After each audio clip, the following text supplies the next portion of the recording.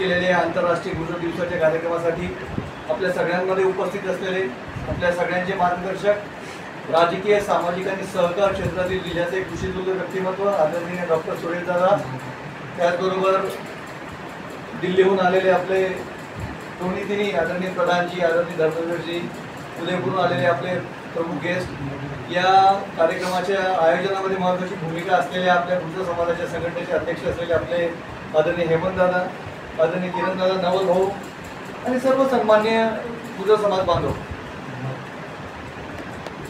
कोणत्याही मोठ्या व्यक्तिमत्वाची किंवा पूजनीय व्यक्तिमत्वाची जयंती साजरी करण्याच्या मागे काहीतरी विशिष्ट उद्देश असतो.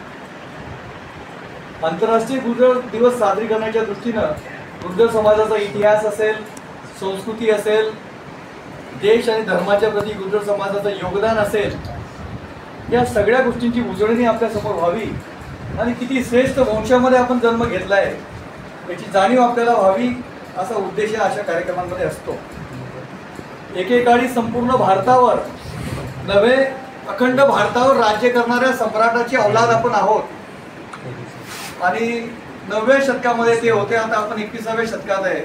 या 14 शतकामध्ये आपण किती खाली उतरलो याचं चिंतन करण्याची ही वेळ असते.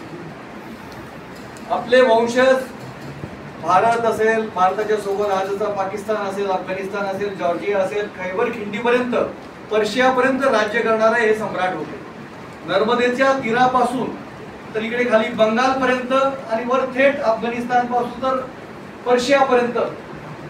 पर्शिया जो आजचा इराण आहे त्याला पर्शिया म्हणायचे. तर साधारणतः एवढं मोठं साम्राज्य त्याचं होतं.